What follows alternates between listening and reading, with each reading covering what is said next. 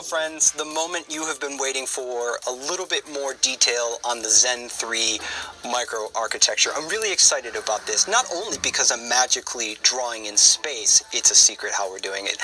What's not a secret is Zen 3 has broken cover. It contains a large series of performance improvements over Zen 2. Some of them you can only talk about, but some of them we can actually draw. And that's what we're going to do. We're going to show you the major difference between Zen 2 and Zen 3 on a physical layout perspective. But to do that, we have to rewind the clock just a little bit back to the 3rd gen AMD Ryzen processor. And for example, I've drawn here an AMD Ryzen 7 3700X. It has one compute die with 8 cores, and it has one I/O die that handles PCI Express, SATA, USB. And all the 3rd gen Ryzen processors kind of look like this, with 1 or 2 dies. But have you thought a whole lot about how that compute die is actually laid out?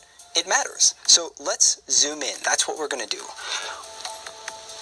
So we're going to draw an arrow over here, and we're going to blow it up into a larger size. And what you'll find in the middle is L3 cache. There's 32 megs, so we'll just put a little 32s.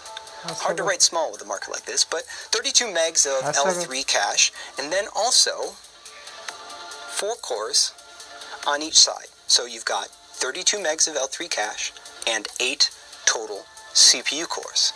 And that is how we are laid out today in a Zen 2 microprocessor. So let's put Zen 3 on the board, and it looks a little bit different. And this isn't exactly how the chip is laid out in real life, but it helps to draw it this way, just so you can see what's going on. So we're going to put L3 there again, so we've got also 32 megs of L3, just like Zen 2.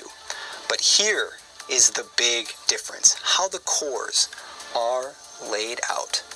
We've got still 8 cores, but they're all together. All 8 cores are in one single large block. And here's a major difference.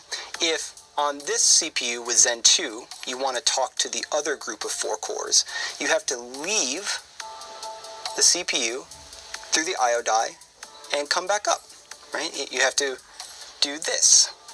You have to go back and forth between the 4 cores. And the same is true with cache. In fact, we can show you the division just by drawing it. The chip is kind of cut in half. That CCD is somewhat cut in half. You've got 16 megs with 4 cores on one side and 16 megs with 4 cores on the other side.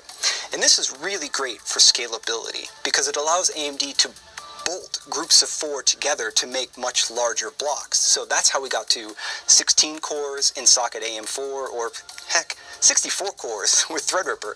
The design is awesome for scalability. But when it comes to gaming performance, something we're continuing to focus on and really drive hard, and also single thread performance, making that fast individual CPU core for responsive computing, the design in Zen 3 really helps. Having all of those cores together eliminates some communication penalties of leaving one group to go to the other. It also has the practical effect of doubling the cache that every core has access to directly. So on Zen 2, each group of 4 has direct access to 16 megs, but on Zen 3, direct access to 32. So let's put it together. You've got all 8 cores that can all talk to one another directly, and you've got 32 megs of cache where all the cores can talk directly to that too. So that's a lot more synchronicity in the design, a lot lower latency in the design, and that is a design goal that games really, really love. I think you're going to be really impressed by the gaming performance that the Zen 3 architecture can turn out. Oftentimes, it's difficult to talk about architectural changes in a diagram. Some of them are a little new connection from point A to point B, and that doesn't show up well in a picture.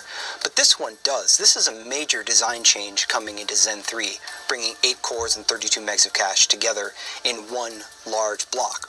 So one more thing, I want to connect it back to the CPU you may eventually buy, the Zen 3 base CPU. So what if we put this die in this design? Well, it would actually look exactly the same.